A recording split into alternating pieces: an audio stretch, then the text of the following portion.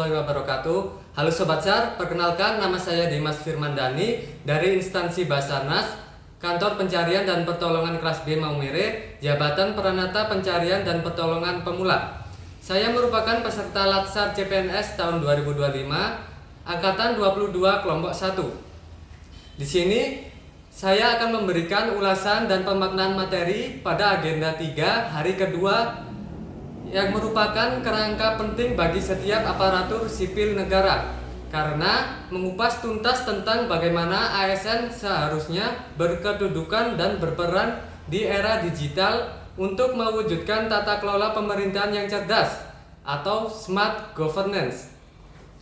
Pemaknaan keseluruhannya adalah bahwa ASN harus mentransformasi diri menjadi pelayan publik digital yang tanggap, beretika, dan aman dalam menjalankan tugasnya, sehingga dapat mendukung terciptanya smart governance.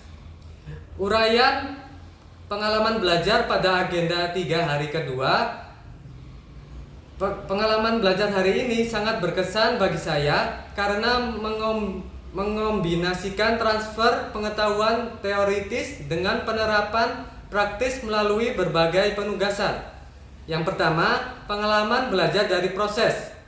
Proses diawali dengan pembelajaran mandiri untuk mendapatkan pemahaman dasar. Dilanjutkan dengan pertemuan sinkronus atau tatap muka virtual dan asinkronus atau penugasan mandiri.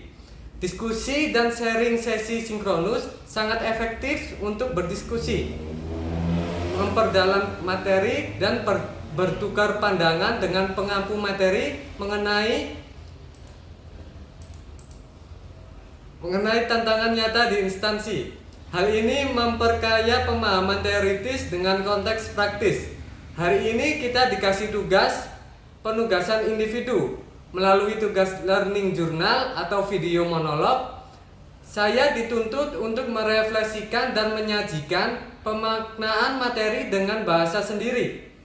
Tugas aku Smart ASN dan peranku untuk instansiku memaksa saya merumuskan standar layanan dan gagasan kreatif yang spesifik, menghubungkan teori agenda 3 dengan pelaksanaan tugas jabatan sehari-hari.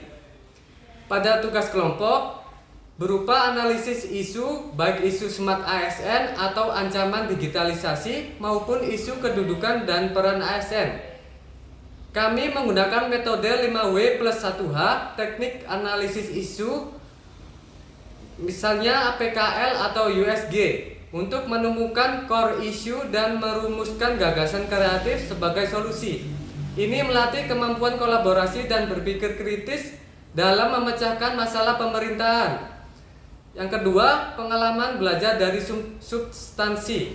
Aspek substansi uraian pengalaman dan dampaknya menegaskan kembali identitas dan kewajiban saya sebagai ASN.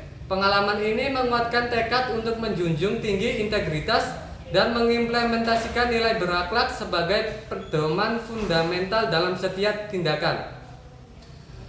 Smart ASN dan literasi digital. Materi ini membuka mata terhadap realistis ancaman digital seperti kebocoran data dan rendahnya etika digital di Indonesia. Pengalaman ini menyadarkan saya akan tanggung jawab pribadi untuk meningkatkan digital safety dan digital ethics baik dalam kapasitas sebagai individu maupun sebagai pelayan publik yang mengelola data. Keterkaitan antar agenda, saya memahami bahwa agenda 3, manajemen ASN dan smart ASN adalah inspirasi dan fondasi bagi agenda habituasi. Artinya, gagasan kreatif dan pemecahan isu yang dirumuskan di agenda 3 akan menjadi rencana aktual yang diimplementasikan dalam praktik aktualisasi di instansi.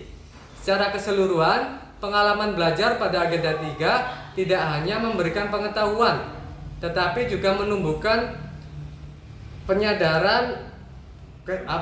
kesadaran akan kedudukan profesional ASN dan kebutuhan mendesak untuk menjadi ASN yang cerdas atau smart ASN agar mampu menghadapi tantangan digitalisasi demi mewujudkan pelayanan publik yang prima dan berintegritas.